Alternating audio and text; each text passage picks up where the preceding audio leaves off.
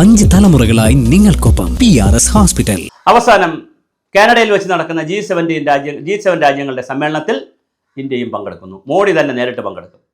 Canada president മോഡിയെ നേരിട്ട് ഫോണിൽ വിളിച്ചു. മോദിക്ക് വലിയ സന്തോഷമായി. അദ്ദേഹം പങ്കെടുക്കുമെന്നാണ് പറയുന്നത്. നേരത്തെ ഈ G7 രാജ്യങ്ങൾ പിന്നെ നമ്മുടെ ജർമ്മനിയും ഫ്രാൻസും ജപ്പാനും UK-യും അതുപോലെ തന്നെ അമേരിക്കയൊക്കെ അടക്കമുള്ള രാജ്യങ്ങൾ ഇന്ത്യയെ വിളിക്കില്ല എന്ന് പറഞ്ഞു. പക്ഷേ G7 രാജ്യങ്ങൾ വിളിച്ചാലും വിളിച്ചില്ലെങ്കിലും വലിയ കാര്യമൊന്നുമില്ല. പക്ഷേ എന്നാലും അവർ വമ്പന്മാരെല്ലാം കൂടെ ഒന്നിച്ച് കൂടി വല്ല രഹസ്യ അജണ്ടകളൊക്കെ തീരുമാനിച്ചു കഴിഞ്ഞാൽ പിന്നെ അത് വലിയ ബുദ്ധിമുട്ടാണ്. അതുകൊണ്ട് അവിടെ ഒരു വിളി കിട്ടുന്ന നല്ലതാണ്.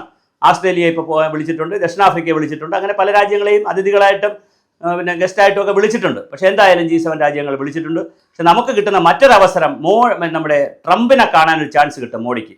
അങ്ങനെ ട്രംപിനെ കാണാൻ ചാൻസ് കിട്ടുമ്പോൾ ഉള്ളൊരു ഗുണം, ട്രംപ് നേരത്തെ ഒരു തള്ളിയിട്ടുണ്ട്. നമ്മൾ മീഡിയേഷൻ നടത്തിയത് ഇന്ത്യ പാകിസ്ഥാൻ ആക്രമണം നടന്ന പരസ്പരം ഈ ഭീകരവാദികളെയൊക്കെ ഇന്ത്യ കൈകാര്യം ചെയ്തപ്പോൾ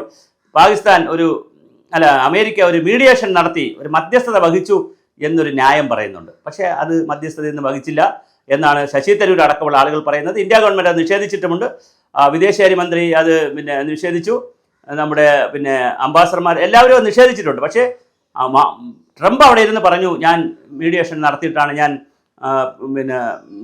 നരേന്ദ്ര നിർത്തിക്കോ എന്ന് പറഞ്ഞത് കൊണ്ടാണ് അങ്ങനെ വന്നത് എന്ന് പറഞ്ഞു. എന്തായാലും G7 രാജ്യങ്ങളുടെ സമ്മേളനത്തിൽ ഇവിടെ നിന്ന് ഭാരതത്തെ പ്രതിനിധീകരിച്ച് മോദി പങ്കെടുക്കുന്നുണ്ട്. തീർച്ചയായും ട്രംപിനെ കാണാനുള്ള എല്ലാ സാധ്യതയുമുണ്ട്.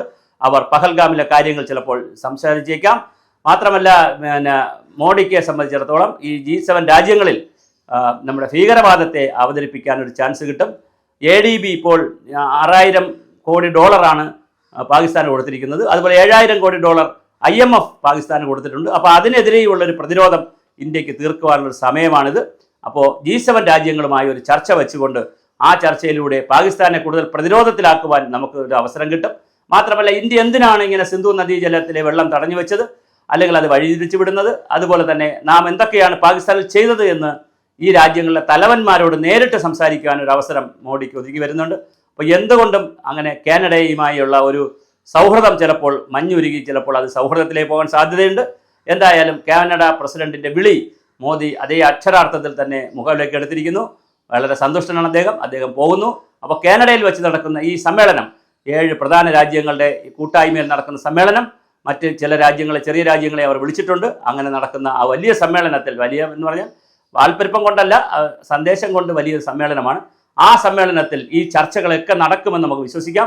അതിലൂടെ ഇന്ത്യയുടെ വാദം കൂടുതൽ ലോകത്ത് പ്രചരിപ്പിക്കാനും, പാകിസ്ഥാൻ ഇന്ന് ലോകത്ത് പറഞ്ഞുകൊണ്ടിരിക്കുന്ന മുസ്ലിങ്ങളെ കൊല്ലുന്നു, അല്ലെങ്കിൽ മുസ്ലിങ്ങളെ ഉപദ്രവിക്കുന്നു, സാധാരണ ജനങ്ങളെ സിവിലിയന്മാരെ കൊല്ലുന്നു എന്നൊക്കെ പറയുന്ന പാകിസ്ഥാൻ്റെ ആ പാഴ്വാദത്തെ, അല്ലെങ്കിൽ ആ മോശപ്പെട്ട വാദത്തെ നമുക്ക് പൊളിക്കുവാനും, പാകിസ്ഥാന് സഹായം കൊടുക്കുന്നത് ഭീകരവാദത്തിലേക്കാണ് പോകുന്നത്, വികസന പ്രവർത്തനങ്ങളിലേക്കല്ല എന്ന് ലോകത്തെ ബോധ്യപ്പെടുത്താനും ഒക്കെ ഉള്ള വലിയ ഒരു അവസരമാണ് നമ്മുടെ മുന്നിൽ തുറന്നു കിട്ടുന്നത്.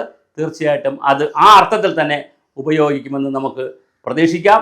ഈ യോഗം G7 രാജ്യങ്ങളുടെ സമ്മേളനം കാനഡയിൽ നടക്കുമ്പോൾ അതിനെ വളരെ ആദരവോടെ വലിയ പ്രതീക്ഷയോടുകൂടിയാണ് ലോകം ഉറ്റുനോക്കുന്നത്. തീർച്ചയായിട്ടും എന്താണ് സംഭവിക്കുക എന്ന് നമുക്കറിയില്ല.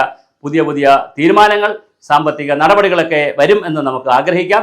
ഇന്ത്യ എന്തായാലും ഒരു സാമ്പത്തിക ശക്തിയായി കൂടി വളരുകയാണ്. മാത്രമല്ല പാകിസ്ഥാനിൻ്റെ ഭീകരവാദികളെ തുരത്തിയതിൻ്റെ വകയായി നമ്മൾ സൈനിക ശക്തിയാണ് എന്നുകൂടി തെളിയിച്ചിട്ടുണ്ട്. അപ്പോൾ ആ തരത്തിൽ ഇന്ത്യയെ സംബന്ധിച്ചിടത്തോളം എല്ലാ അർത്ഥത്തിലും വലിയ സാധ്യതകളുള്ള ഒരു സമ്മേളനമാണ്. മോദി പോയി വരട്ടെ. എന്തായിരിക്കും അവിടെ നടക്കുന്ന ചർച്ച എന്നുള്ളത് നമുക്ക് തുടർന്ന് കാണാം. അതനുസരിച്ച് നമുക്കുള്ള തുടർ പ്രതികരണങ്ങളും നടത്താവുന്നതാണ്.